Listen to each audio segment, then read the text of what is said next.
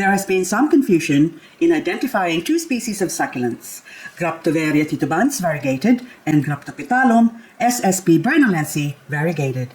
Both of these species of succulents have thick spoon-shaped leaves and leggy or creeping stem. So in this video, I'd like to show you the differences of these two species of succulents to hopefully make it easier to tell the difference. Hello there, my name is Liz, a self-confessed succulent addict. Welcome to my channel, Growing Succulents.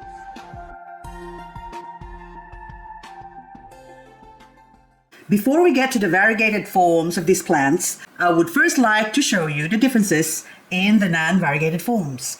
Both plants in my care have withstood low temperatures of -10 degrees Celsius or 14 degrees Fahrenheit and high temperatures of 42 degrees Celsius or 108 degrees Fahrenheit. Bernalense is a much stronger plant that heat and cold temperatures doesn't seem to bother it and is always in perfect condition, whereas the titubans, although it can survive these temperatures, it can look a little bit disheveled and tend to sometimes drop its leaves for reasons unknown.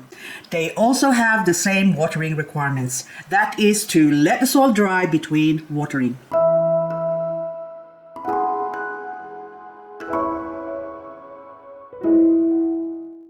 This is a non-variegated form of Bernalense, which I'll prefer to as the thin form. This too is a non-variegated Bernalense, but in a fat form. With these two forms of Bernalense is probably where the confusion started. First, let's focus on the one with thinner leaf. I believe that this thin Bernalense variegated due to mutation. Mutations occur due to lack of nutrients, lack of light or viruses. Once it variegated, it formed broader and thicker leaves to maybe compensate for the lack of chlorophyll.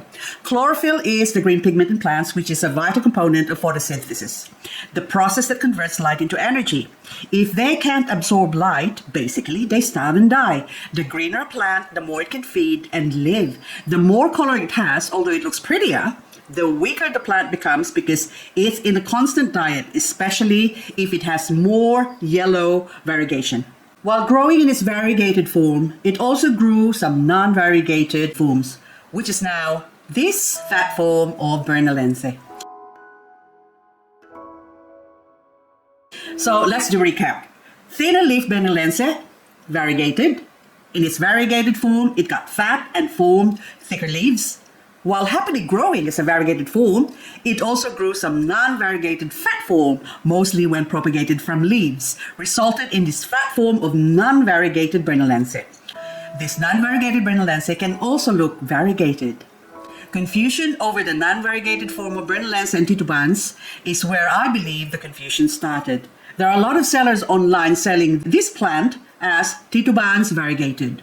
I too have been a victim of this confusion.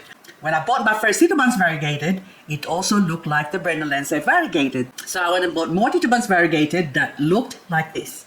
Sadly, as it happened before, it too had started dropping its leaves, but fortunately, I was able to save a couple of leaves and grew some again. This pot of titubans is now the result of my leaf propagations. Fortunately, it grew some variegated ones. Let's compare the two plants. Side by side, you can clearly see the difference. Bernalense on the left is more colorful compared to the titubans, which has less defined variegation. Titubans also have smaller and thinner leaves, both equally beautiful plants with its distinct look. Hopefully, you enjoyed this video and clarified the differences between two species. If you haven't subscribed to my channel, please subscribe to be notified of my future videos. Thank you for watching and hope to see you on my next video.